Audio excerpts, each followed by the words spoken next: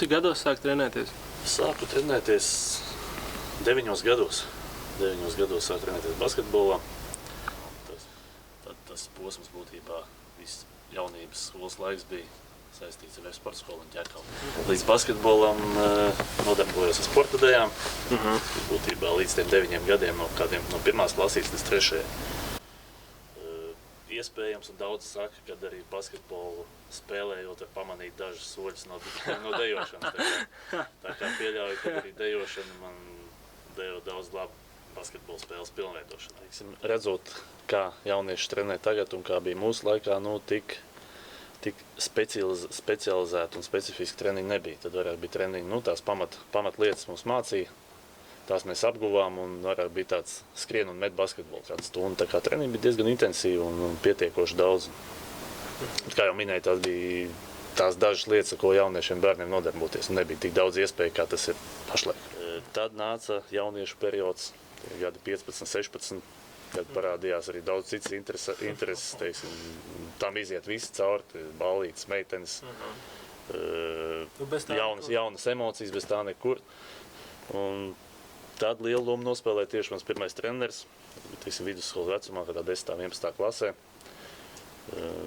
Protams, man pašam priekš sevis jau bija tā doma, ka varbūt tas basketbols nebūs tā īstā lieta, ko es nodarbošos lielāko daļu, teiksim, savas aktīvās sporta dzīves laikā. Tas būtu, teiksim, kā sportistiem līdz tiem 30, 40 gadiem, kā nu kuram. Bet viņš bija tieši tas, kas mazliet uzspieda tajā laikā un veicināja to, lai es aizbrauktu uz dažām pārbaudas nometnēm, kur, teiksim, mani pamanīja un man piedāvāja to iespēju spēlēt jau tādā pusprofesionālā līmenī. Vai tu arī piekrīti tādam tautā zināmam apgalvojumam, ka jebkurā sportistā ir 1% talants un 99% darbs? Es tos procentus sadaļas mazliet pamainītu. Es teiktu, Talants vairāk? Ne 1% talants. Es dotu talantam tomēr vismaz 20% būtu jābūt, lai tu sasniegtu augstus mērķus. Jo lielāks talants un liekot klāt vēl lielu darbu, var sasniegt daudz lielākus mērķus. Tajā laikā starp mums puišiem, es nebiju no tiem, uz kur viņš lika vislielākās cerības. Un viņš uzskatīja, ka es esmu lielāko daļu, teiksim, savas sasniegumu panācis tieši ar darbu. Man iekšā ir tas iedzīts, ka man vajag būt pirmajam. Un tas varbūt ir tā motivācija, tas dzinulis, kas man lika kļūt labākam. Mūsu laikos, teiksim, sporta stundas, bija tomēr tam tika pievērsta daudz lielāka vērība un likās, vismaz tik, cik es tagad redzu, man ir mazliet, teiksim, iespēja pavērot, kā notiek arī pašlaik, teiksim, sporta stundas. Bērni bija daudz fiziski attīstītāki. Kas bija visspilgtākais elements vai moments, ko tu atceries, kuru piedzīvojot, tu saprati, ka viss šī ir profesionālā karjera? Te vairs nav jaunatnes līga, tagad ir cits posms iestājies tavā karjerā. Kas bija tas moments? Kas bija tas atšķirīgais? To es sapratu patiesībā pēc tam pie treneru Šņēvica. Tā bija metropola, Ādaža metropola. Šņēvica es novēlētu ikvienam jaunietim, jauniešu periodā, iziet, teiksim, viņa to disciplīnu, viņa trendiņus. Tas norūda un tas tev pataisa par īstu veci, tā var teikt. Tad sapratu, ka šādā veidā ar mācībām apvienot basketbolu nesanāks un bija jāizvēlās vai vienu vai otru. Un redzot perspektīvu basketbolā, izvēlējos basketbolu. Tas būtībā bija tas moments, kad es sapratu, kad basketbols būs tas, ko es darīšu, un tā būs tā mana lieta. Profesionālā karjerā jāizdara izvēle tātad. Jā, protams. Pasaka, varbūt, kāpēc tā BK Ventspils, kāpēc viņi ir tik titulēti, un es domāju, viņu tik drīz arī neviens nepārspēs, teiksim, tuvākajos 5 gados skatoties, kas viņiem, teiksim, ir vai bija tavos laikos, un kas nebija citiem. Viņiem esošā bāze, kas jau toreiz bija, kas nebija arī daudzās citās vietās Latvijā. Un tieši tie apstākļi, ka tur viss ir kā radīts, lai sportists, kas trenētos, spēlētu, varētu savu pilnveidot, teiksim, maksimāli.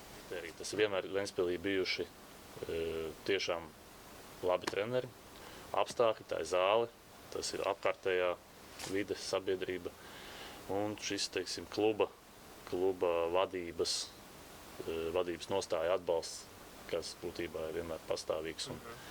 Un pret spēlētājiem, es teiktu, ļoti pretīm nākoši saprotoši un motivējoši. Jā, sporta skola viņiem arī noteikti, ka tajā laikā arī bija tādā bija, un pat veidoja internātu basketbolu, jā, tad viņš tur tā ar dažādām sekmēm darbojās. Pašlaik patiesībā nezinu, kādā tagad statusā vai vēl ir vai nav, bet tas solis, es domāju, arī dotu labs no viņa puses. Tā kā tur Ventspilī viss tika, un es domāju, arī tagad vēl pakārtots, lai gan sports, gan arī pārējā dzīve augtu un uzlabotos. Un tie ir viena no apstākļiem, kāpēc izvēlēties Ventspili. Kas tā Spānijā atkal ir un Latvijas tajos klubos nav? Iesākumā noteikti tā ir jaunatnes sistēma, kā tiek trenēti jaunieši.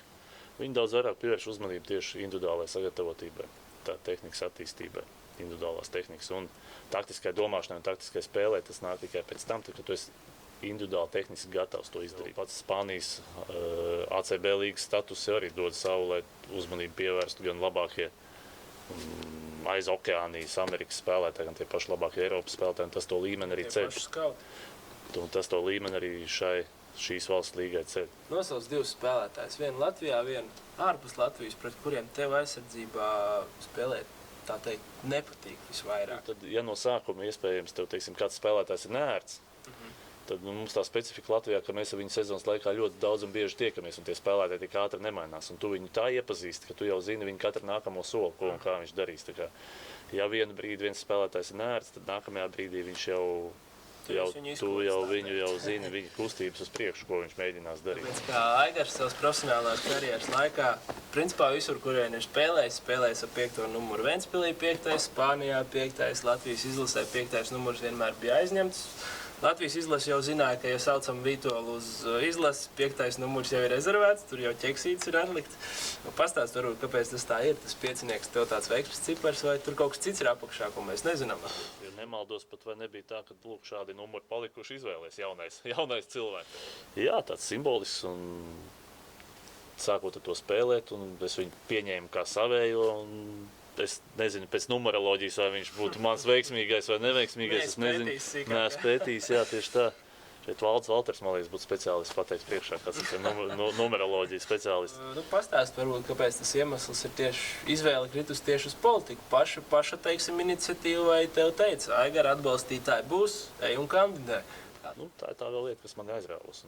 Sakrita tā patiesībā, kad arī sporta karjerē ejot uz beigām, bija šīs pašvaldības vēlēšanas.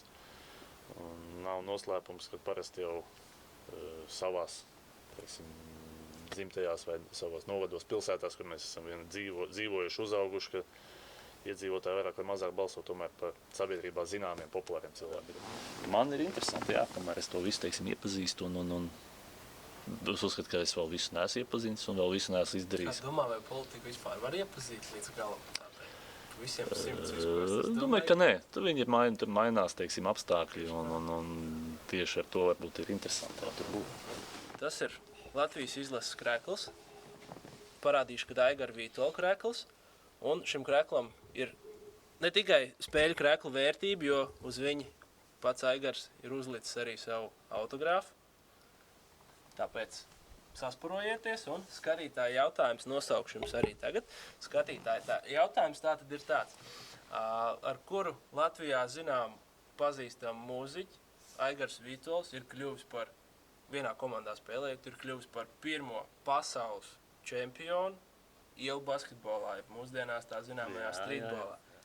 Tātad tāds jautājums, komentējiet, un jums būs iespēja tikt pie tiešām balvas, kurai tāda naudisku vērtību nav. Paldies par uzaicinājumu. Tiešām bija patīkami pakavēties atmiņās.